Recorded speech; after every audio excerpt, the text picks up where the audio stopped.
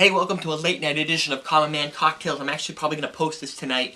This is not a recipe. This is another tasting review. It was kind of inspired by a conversation we were having about the 40 Creek, where Roark Blut, I would say, it sounds kind of German, so I'm going to go with that.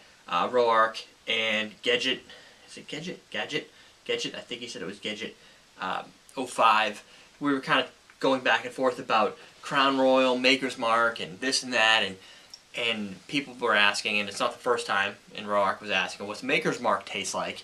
And so I said, you know what? I happen to have the rest of this bottle, and I didn't really know what else to do with it, because I have a brand new one here, and I figured I'd just get it done since it was here. I searched my website, everydaydrinkers.com, and I didn't see it.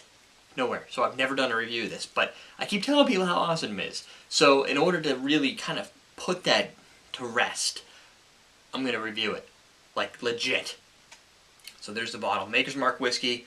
It is 45% ABV, so a little more potent than some other distilled spirits like gins and typically in vodkas and bourbon in general sometimes. But bourbon tends to have the most variable degree. They can go pretty strong. They can be barrel proof, which is like insane. But most bourbons are cut down to about 40. So this is pretty close. So the thing I've always preached about Maker's Mark, and one of the things that I think kind of makes me not want to like it, but I do anyway, is that it's so well marketed. And I like to vote for the small guy, the guy that struggles to get to the top. Sort of like what we do here on Everyday Drinkers or in Common Man Cocktails, where, you know, I could probably get like 3 hot chicks behind me or blow something up and get 2 times, 3 times the fans in a day. But it's just me. It's just Derek. So, which by the way, if you go to youtube.com/Derek Schomer, that's my Just Derek blog, video blog, where I kind of go through marketing and stuff. So you can check that out too if you want to. How we are growing our empire of videos and teaches other people how to do the same thing we're doing. Besides the point. So, I like the underdog. I like the hidden secret, the little gem you find. Somebody's like, dude, that's the best rum you'll ever have. And you taste it and you're like, dude, that's the best rum I ever had. That's kind of the experience I like. But Maker's Mark is just too consistent to ignore. So, it's got a nice sweet, still got a little plug up in my nose. Like a sweet candied, like, not sugar, but maybe like a brown sugar or caramel, little hints of vanilla, not as much as the 40 Creek had.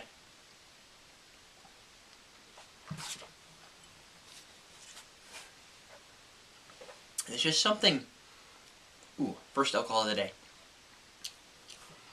It's another thing people don't seem to really understand is the only time I really have drinks is if I'm doing this or the cocktail show. Otherwise, I don't really drink.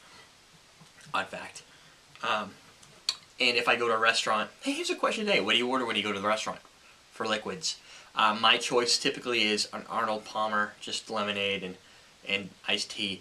Just an unsweetened iced tea, or sometimes just water and lime, or water and lemon. If you really want to throw off the waitress, you order a water and lime. They're like, lime? Yeah, you know, so if you put in Corona, put it in my drink. Yeah.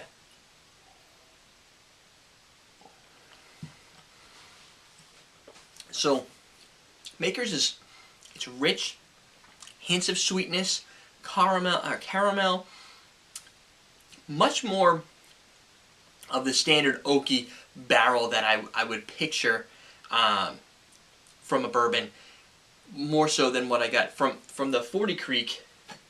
This guy, when we reviewed this earlier, or last night, it was more warm vanilla.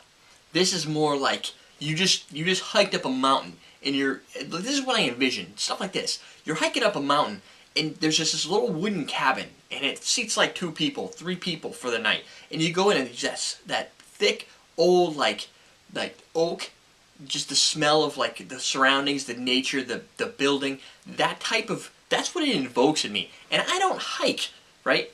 I enjoy it. It's just not something I go out and do a lot. But that is kind of like the vision I get. I picture like this back creek area with just this little cabin and like that type of wood, not the fresh cut wood, but more like an old aged oak wood. which is more subtle, but kind of potent in its own way. You know, when you open the door for the first time, it's more potent, but it dissipates. The same thing, you get that striking oak flavor, that tail end sweetness, and then it dissipates and becomes like a lovely smooth finish. Yet at the same time, oh, looks like I'm getting mail. That's not unusual.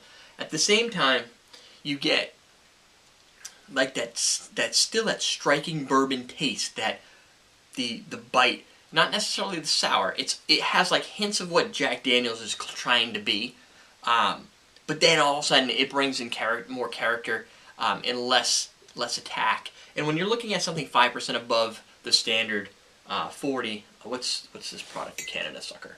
40. When you start to bring that alcohol up, you can also bring out some of those properties that maybe are a little too striking. Now I'm drinking this warm with a little bit of ice spring water in there, and I'd say, if I had to give a ratio, I'd say 3-to-1. But there's just so little in there. This is the type of bourbon that you could go to a bar and order, and you're never going to be disappointed. And I don't want to say it's the Budweiser of bourbons, because that's doing a disservice, because I don't really find Budweiser a real beer.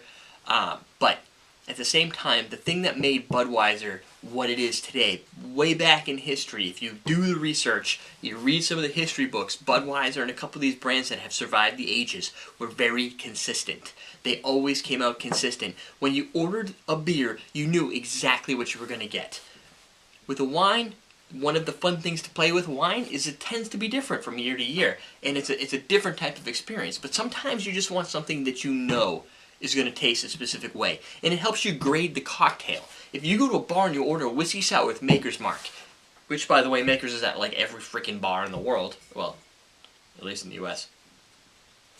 When you order that whiskey sour with Maker's, you order that at every bar you go to, you'll start to see the differences in the craft and the artistry of that whiskey sour and the person who made it, because you know what this tastes like. You understand the power of what Maker's brings to a cocktail. And when you bring in that sour, you're either going to get that lemonade flavor, oh, there might be whiskey in there, or you're going to get this lovely thing, or you're going to get something in between. So it gives you that baseline, if you will. So that's kind of my opinion of where Maker's lands. It's highly marketed, more so than I want. But at the same time, I just want this to be something that's hard to find, that you get and you're like, dude, you guys got to find this. But it's everywhere. At the same time, it gives me the satisfaction of saying you should try this, and you probably can find it, at least in the U.S. Folks that are watching from other countries, is this something you guys can get around there? Because I'm kind of curious.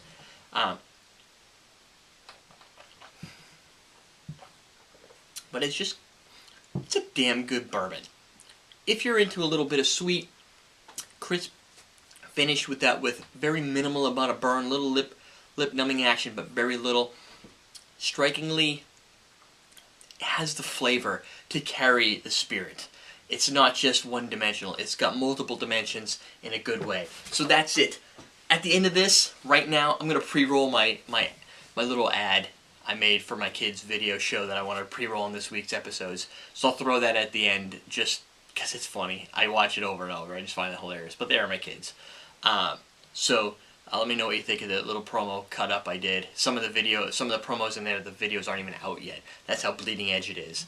Other than that, you can always check out my Just Derek blog video archive if you're into online video and such. But that's it. See you guys later.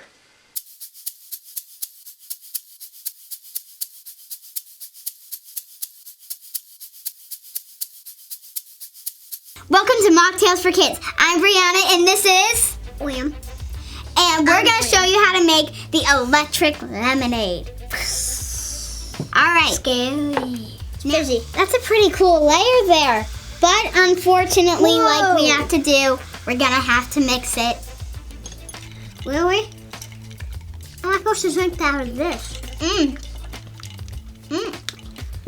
Wow. I think I like the ginger ale better. Now let's see. Oh, there it goes. Hit the surface.